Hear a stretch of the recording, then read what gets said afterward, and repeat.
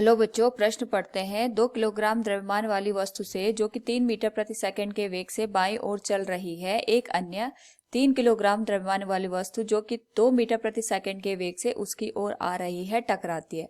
टक्कर के पश्चात दोनों वस्तुएं एक दूसरे से चिपक जाती हैं तथा जिस समान वेग से चलती हैं वह है, हमारे पास यहाँ पे 4 विकल्प दिए गए हैं। सबसे पहले हम यहाँ पे मुख्य अवधारणा का प्रयोग करेंगे और हमारे पास जो मुख्य अवधारणा होगी वह है संवेग संरक्षण का नियम।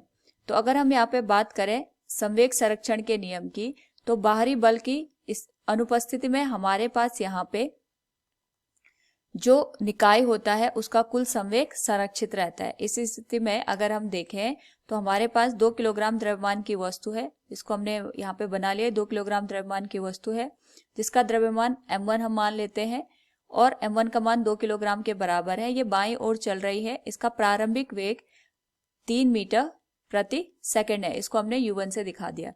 दूसरी ओर हमारे पास यहाँ पे 3 किलोग्राम द्रव्यमान की दूसरी वस्तु है जिसका द्रव्यमान m2 हमने मान लिया है यहाँ पे।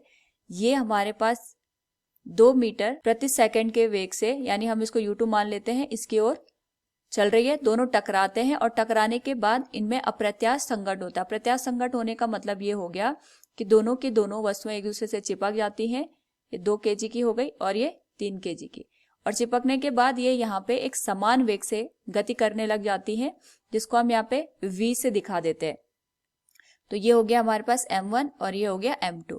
तो इस स्थिति में अप्रत्यास्थ संघट्ट हो रहा है। अप्रत्यास्थ संघट्ट की स्थिति में हमारे पास यहाँ पे जो संवेग होता है वो संरक्षित रहता है, यानी टकराने से पहले और टकराने के बाद जो संवेग होगा वो समान होगा। यानी टकराने से पहले संवेग बराबर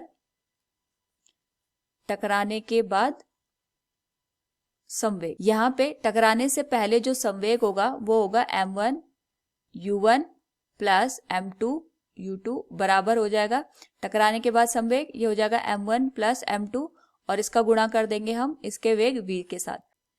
m1 का जो मान है ये 2 किलोग्राम है और u1 का जो मान है ये 3 मीटर प्रति सेकंड है।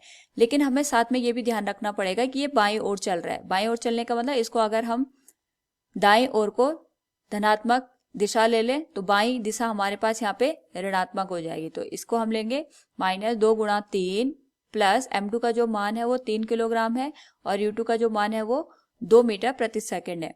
यहाँ पे m1 और m2 जो हमारे पास कुल द्रव्यमान हो जाएगा ये हो जाएगा 3 प्लस 2 गुणा v का मान हमें यहाँ पे निकालना है। तो ये हो जाएगा 3 गुणा 2 6 माइनस का और 3 गुणा 2 6 प्लस का। तो यहाँ पे 3 और 2 5 गुणा v। इस स्थिति में जो v का मान है वो हमारे पास यहाँ पे 0 आ जाएगा। यानी दोनों यहाँ पे जब एक दूसरे के साथ अप्रत्यास्थ संघट्ट करेंगे तो संघट्ट करने के बाद यहाँ पे जो दोनों एक दूसरे के साथ चिपक जाएंगे, चिपकने के बाद इनका जो वेग हो जाएगा ये 0 हो जाएगा, यानी ये हमारे पास स्थिर अवस्था में यहाँ पे आ जाएंगे। तो दिए गए प्रश्न के अनुसार अगर हम देखें तो जिस समान वेग से दोनों चलेंगी वह है 0। विकल्प डी हमारे पास यहाँ पे सही हो जाएगा। उम्मीद है आपको समझ में आया होगा। धन्यवाद।